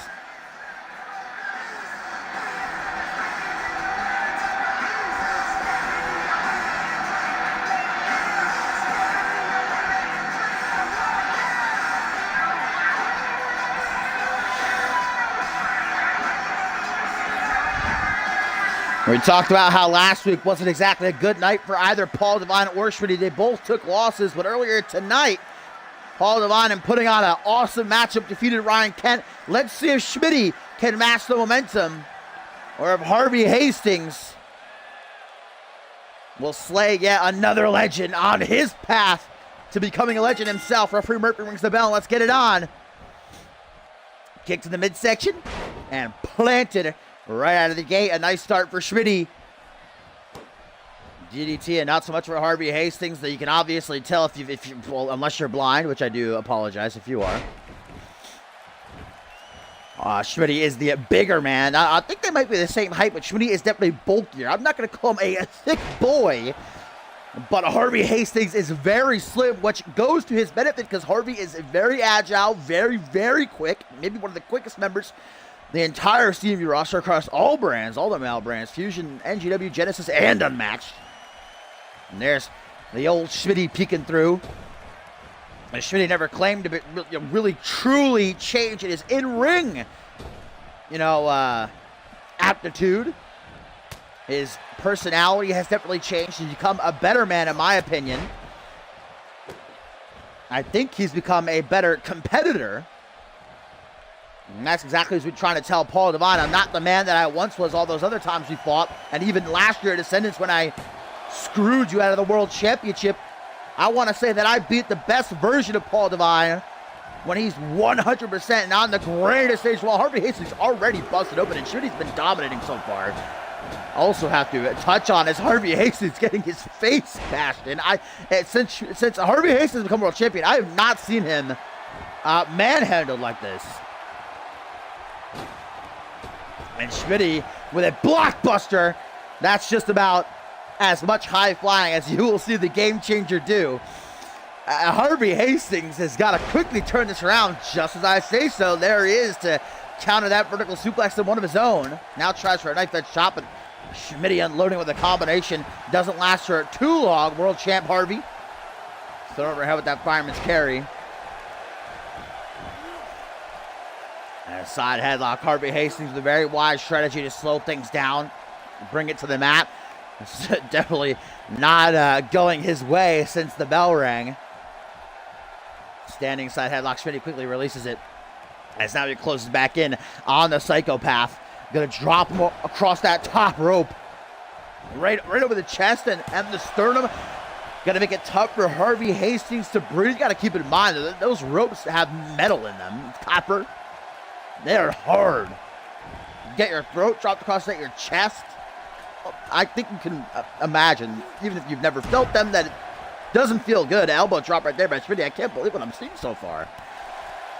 Not taking anything away from Percy Simmons, but especially since Simmons beat Schmitty just last week. Schmitty, obviously that loss got to him because he is looking very good right now, but of course never count out Harvey Hastings. Now, don't know exactly what he's doing here. Wasted a lot of time. Perhaps that's his inexperience showing against the veteran Schmitty. Went low, did the Game Changer, got caught up in a gut wrench suplex, which is a rare power move you'll see from Hastings. Forearm smash, so inverted atomic drop, and a scoop slam. What is up, the Red Antonio? Welcome to stream, my friend. Indeed, if you want to join, you are more than welcome. We're always looking for new members. Seems like you've already got, you already know what to do. Headshot by the psychopath. Bumping shoulders with Murphy en route to the top rope. And the blink of an eye, Hastings has turned things around. Oh, man, but just he was going for Blitzkrieg. Now he's going to try for a pin, almost like a fuck you pin.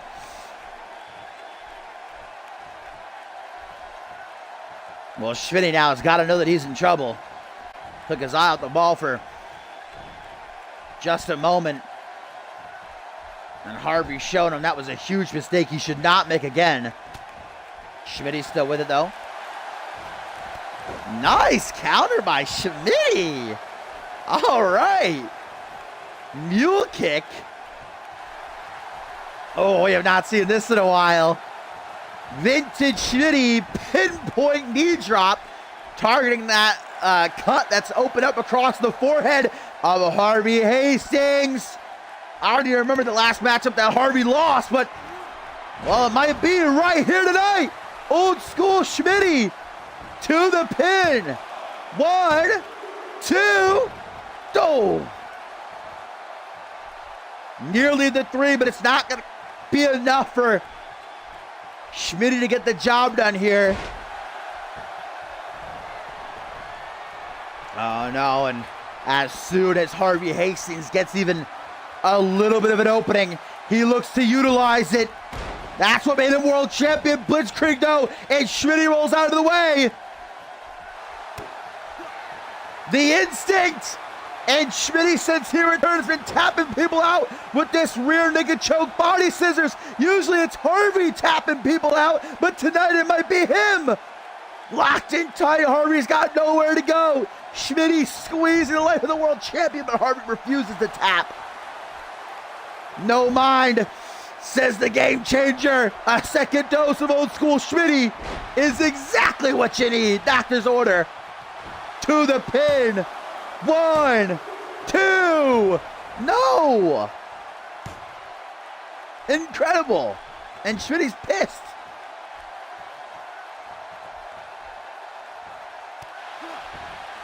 Harvey Hastings, his tenure as world champion, has realized that he is going to be in the ring with the best of the best. He has a target on his back and that he cannot go out there all willy-nilly. And he can't afford to take losses like this, especially just 3 weeks away from the biggest show of the year, where he's defending his title against someone the caliber of Jacob Ziegler.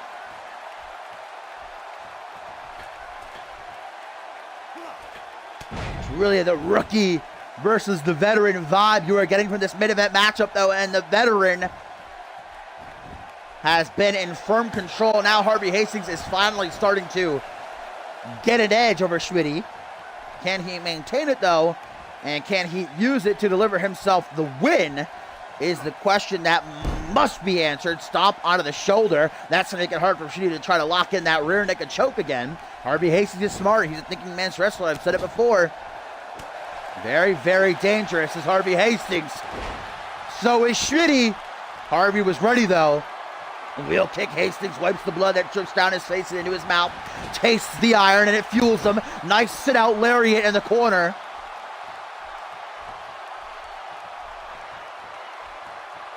Harvey Hastings not done just yet. Tries for a scoop slam, but Schmitty catches him up, grabbed by arm and leg in the CMV universe. Once held such disdain for Schmitty, now are 100% behind him. He's a father now. He's fighting for his family. Modified face buster. Schmitty has won matches off of that before, and I think he's looking to do so right here, maybe? Trying to set up Harvey in a... Oh my God, Harvey is bleeding now. Mamma mia. His entire face covered in that crimson red. Northern Lights, though. Beautiful bridge. Only delivers a 2 count. Oh no, guys. This is not good. This is not good for Schmitty. Nobody has escaped this. Once Harvey Hastings locks in that anaconda vice, you are done. Well, luckily Schmitty is able to stall and counter. Turns to the fans again. Feeds off their energy. Their cheers. Oh no! Harvey Hastings has got the knife to Schmitty's throat, but Schmitty takes that knife and jams it right into Hastings with a third old school Schmitty. 1, 2, 3, and it is the charm. Schmitty knocks Harvey off his pedestal and delivers a critical blow to the momentum of Harvey heading into Ascendant 6. The first loss Harvey has taken since, I think, becoming champion. And Schmitty was not going to come out here to lose after Paul Devine was victorious earlier tonight.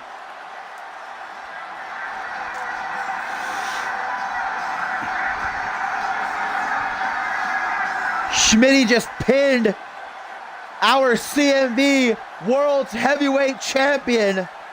And I know that there's one man who watched that smiling, Jacob Ziegler. Not a fan of Schmitty, but a fan of seeing Harvey Hastings beaten. That's got to give Jacob Ziegler that little feeling of Now I know I can beat you. And Schmitty celebrates. Where is Divine? The Haitian sensation looks to deliver another message to Schmitty. Apparently the attack at Purgatory wasn't enough. Recuperating from his blockbuster match with Ryan Kent earlier tonight. Harvey gets up. He's like, I'm out of here. Timestamp.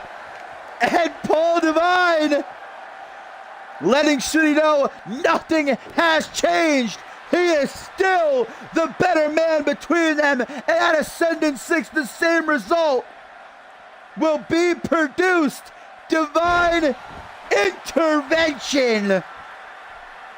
And it is Paul Divine who stands tall at the end of tonight's show.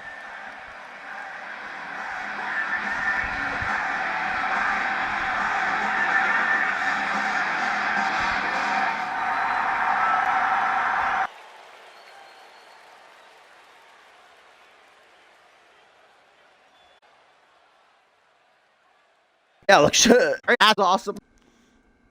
Devious and Moon was awesome. MF Curry Thompson was awesome, and Kent Divine was awesome. Seeing the Bunny was awesome too. But as always, if you do like what you saw, make sure you drop a follow so that you get notified that when I go live. The next time, of course, will be tomorrow for NGW. We're on our new schedule now, so NGW is on Tuesdays. Then Genesis will be on Saturday. 6 is just 3 weeks. I find very excited. The show of shows. It is !com and Point Discord to give you links to all of our social media, this, that, and the other thing. So thanks for watching, guys, and I will see you tomorrow, hopefully, for NGW.